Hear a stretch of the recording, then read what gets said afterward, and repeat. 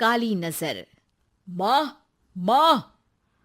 अरे क्या माँ माँ कर रहा है? बकरी का बच्चा है क्या?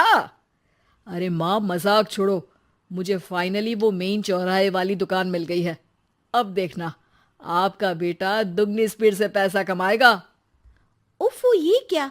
मेरी ऑनलाइन मेकअप क्लास चल रही है। इतनी जोर से क्यों बोल रहे हो आप दोनों? अरे मेरी धर्म पत्नी जी, मेकअप क्लास बाद में करना। वो चौराहे वाली दुकान मिल गई है हमको। अरे वाह! रुको, मैं अपनी माँ को फोन लगाकर बता देती हूँ।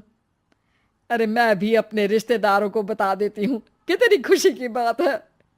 हाँ हाँ, मैं भी अपने दोस्तों को बता देता हूँ। 1 हफ्ते बाद रजिस्ट्री है। बस, घर में खुशी का मौका था। उन तीनों ने अपने अपने फोन उठाए और लोगों में बात फैलाना शुरू कर दिया। और रही सही कसर, श्वेता बहू ने अपने पड़ोस में सबको बताकर कर दी। अरे वर्मा आंटी, अब हम भी जल्दी कार ले लेंगे। घर का रेनोवेशन होगा और ठाट से रहेंगे हम भी। अरे, ऐसा क्या हुआ? लॉटरी बाटरी लग गई है क्या? अरे, इस बार चौराहे वाली मॉल में हमको भी दुकान मिल गई है। दुकान नंबर 21, जो एकदम चौराहे पर है। अब ग्राहक बढ़ेंगे तो आमदनी भी बढ़ेगी ही ना। अरे वाह, कितनी खुशी की बात है। मैं बहुत खुश हूँ तुम्हें इतना खुश देख के। बाकी एक बात कहूँ, सबको मत बताते फिरना। किसी की नजर लग जाएगी तो खुशी की खबर वापस लौट जाएगी। हैं? ऐसे थोड़ी ना होता है। अब डरा रही हो। अरे सही कह रही हूँ। काली नजर कहते हैं इस चीज को, जब आप किसी को कुछ बताओ और वो काम बिगड़ जाए। अरे लेकिन मैं तो। तुमने सबको बता दिया ना? हाँ, फोन लगा लगा के। अब बच के रहना। काली नजर बड़ी खतरनाक होती है। श्वेता इतनी खुश रहती है कि वो वर्मा आंटी की बात पर ध्यान ही नहीं देती, जबकि पड़ोस में और भी लोगों से खुशी की खबर शेयर करती रहती है। अगले दिन राजेश बहुत दुखी होकर घर आता है। अरे बेटा, क्या हुआ? मुंह क्यों सूजा हुआ है? मधुमक्खी ने काट लिया क्या?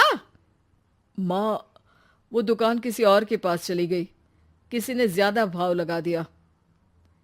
अरे पर बात तो आपसे हुई थी ना उस दुकान वाले की। हाँ, आज मैं टोकन अमाउंट देने गया था, तब मुझे पता चला। कोई आकर सुबह मुझसे पहले ही ज्यादा अमाउंट दे गया। हम्म, काली नजर। क्या? क्या कहा? वर्मा आंटी ने समझाया था कि किसी को बताना मत, वरना काली नजर लग जाएगी। अच्छा, तुम्हें उनकी बात मान लेनी चाहिए थी। उनकी बात मान लेती, लेकिन उसके पहले ही सबको बता चुके थे ना हम तीनों। अरे अगली बार से ध्यान रखेंगे। कोई भी नई चीज होगी तो किसी को नहीं बताएंगे। तीनों कुछ दिन ऐसे ही रहते हैं, पर एक दिन श्वेता को एक मेल आता है। राजेश, मेरा ऑनलाइन मेकअप कोर्स कंप्लीट हो गया। अब मैं खुद का पार्लर खोल सकती हूँ। अरे वाह, अपने मोहल्ले में ही खोलते हैं। ये जो घर के सामने दुकान है ना, वहीं। हाँ, यहाँ सस्ती भी मिल जाएगी। अगले दिन श्वेता वर्मा आंटी के पास जाती है, मिठाई का डब्बा लेकर। अरे आओ आओ, कैसे आना हुआ? जोर से नहीं बोलूंगी। वो सामने वाली दुकान है ना, वहां मैं अपनी पार्लर की दुकान खोलने वाली हूँ। उसकी मिठाई है। अरे वाह, बहुत बधाई हो तुमको। हाँ, मैं कमाने लगूंगी तो राजेश पर पूरे घर का बोझ नहीं रहेगा ना आंटी जी। ये तो है। पर ये बता कि तूने ये बात किसी और को तो नहीं बताई ना? अरे नहीं नहीं, पिछली बार गलती कर दी थी। काली नजर लगी किसी की और राजेश के हाथ से वो दुकान चली गई थी। सबको मत बताना। चलो मैं चलती हूँ, कल दुकान की बात करने भी तो जाना है। अगले दिन श्वेता दुकान के लिए मालिक से बात करने जाती है। अरे लेकिन दुकान तो हम कल रात को ही किसी को दे चुके हैं। कल ही? हाँ, कल ही। 2 दिन बाद कोई यहाँ पार्लर भी खोल लेगा। अब कहीं और दुकान देख लीजिए।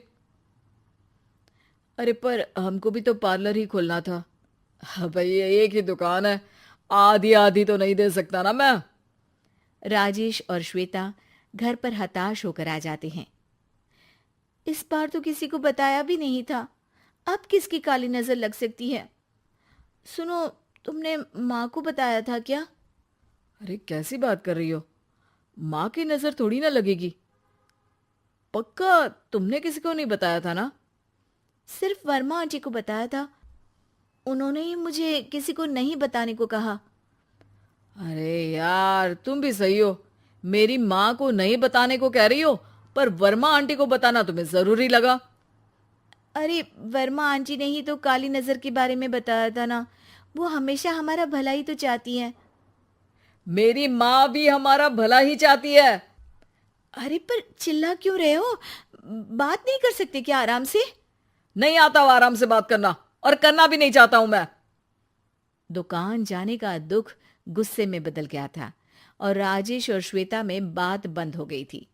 2 दिन बाद मोहल्ले में पार्लर का इनॉग्रेशन हुआ, जिसमें मोहल्ले के सभी लोगों को बुलाया गया, पर श्वेता, राजेश और माँ नहीं जाते।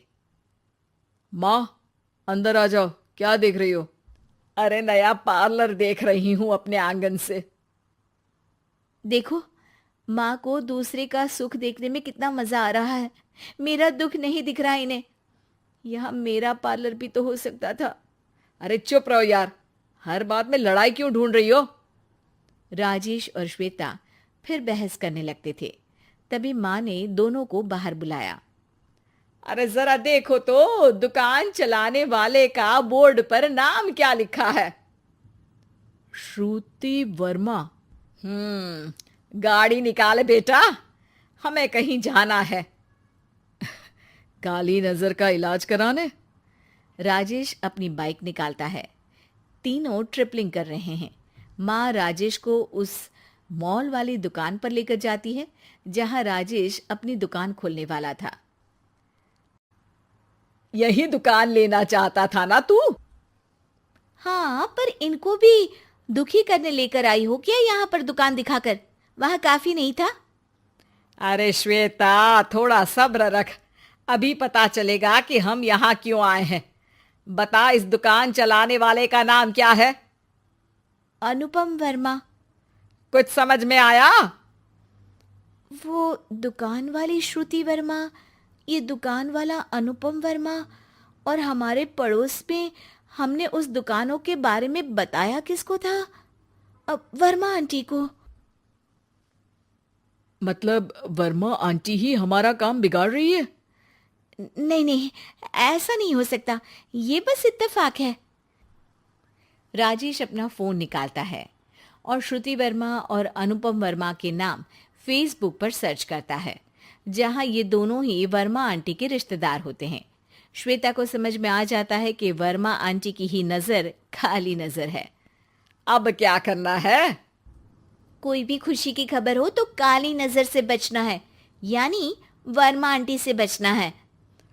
अरे पर मुझे ये समझ में नहीं आया कि वो हमारे साथ ऐसा क्यों करेंगी। अरे बेटा, एक सीख है, दूर के आदमी को आपकी तरक्की से कम परेशानी होगी, पड़ोसी को ज्यादा। दोनों माँ की बात में हामी भरते हैं और अगला काम चुपचाप करने की कसम खाते हैं, ताकि आगे से वर्मा आंटी कोई काम ना बिगाड़ सके।